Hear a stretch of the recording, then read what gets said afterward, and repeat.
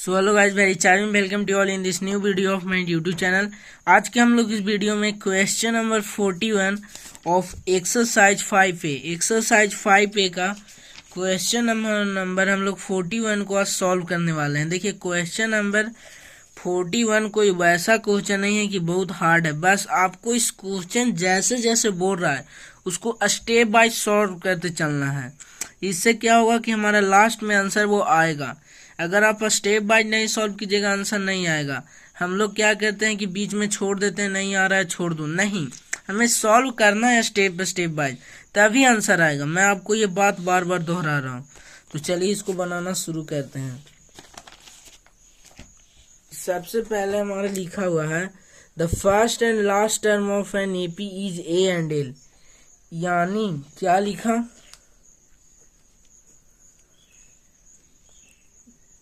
First term है हमारा ए, ठीक है, एंड लास्ट टर्म कितना है हमारा एल, ए लिखा हुआ है। अब देखिए, मैं आपको एक ठो बात बताता हूँ। यहाँ पे बहुत ही आसान बात है, ये समझने की बात है, ठीक है।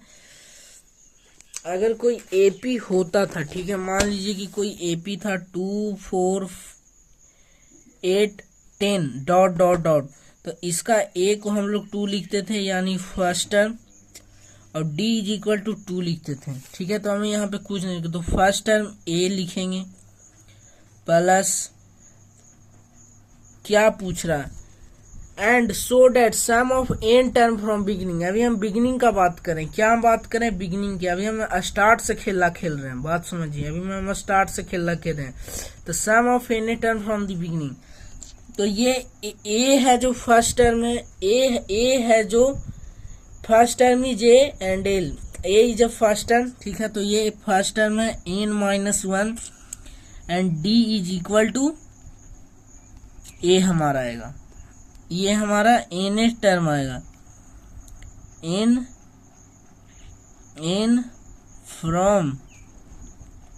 From beginning.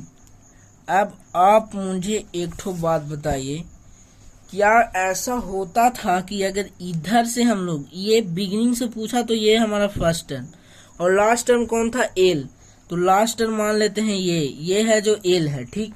तो अब जब ये last term n term from the last पूछ रहा है, तो क्या हम इस एपी को पलट नहीं सकते हैं? अरे भाई, थिंग तो सेम ही रहेगी, सिर्फ हम पलट दिए बस। तो यानी ये लास्ट टर्म एल है, तो अब ये एल फर्स्ट टर्म हो गया। अब आप बताइए, इसका एपी अब नेगेटिव हो जाएगा, क्योंकि जब ये असेंडिंग ऑर्डर में था तो इसका पॉजिटिव था, बट अब ये डिसेंडिंग ऑर्डर में हो गया, इसलिए ये नेगेटिव होगा, क्योंकि A1 A2, तो A2 माइनस A1 होता है, तो 8 माइनस 10 कीजिएगा तो -2 होगा।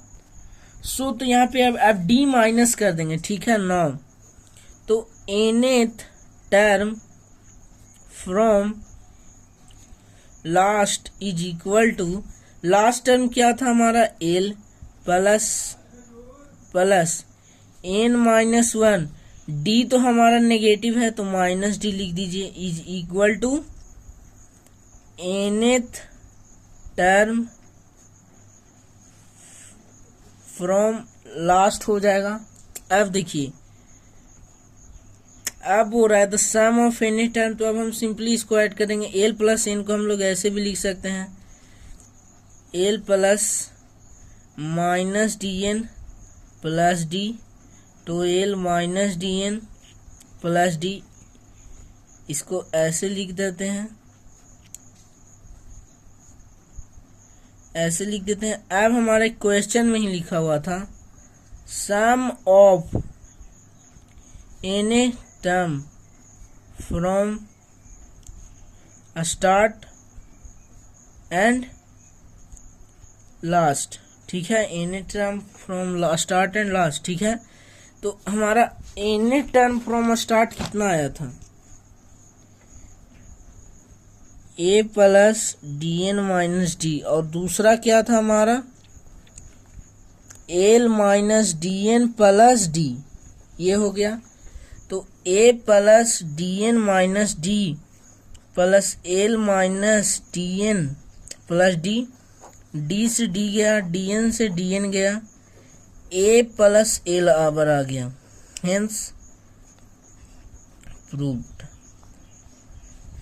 एक मिनट मैं समझा रहा हूं। देखिए क्या हुआ।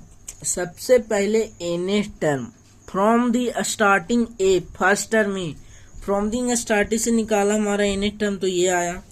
अब एन टर्म फॉर लास्ट हमने इसको पलट दिया, तो हमारा डी यहाँ पे असेंडिंग में था, यहाँ पे डी, तो ये नेगेटिव पॉजिटिव था, बट डिसेंडिंग में हो गया तो ये नेगेटिव हो जाएगा। यहाँ तक आपको सारे एस्पेक्ट्स क्लियर रहना चाहिए। अगर आप बेसिक पॉइंट ही नहीं जानते हैं तो आपको फर्दर या स्टैंडर्ड मैथ नहीं समझ में आएगा। मैं ये बात बार बार दोहरा रहा हूँ, ठीक है। तो ये अब इसमें पुट कर देंगे हम लोग वैल्यू।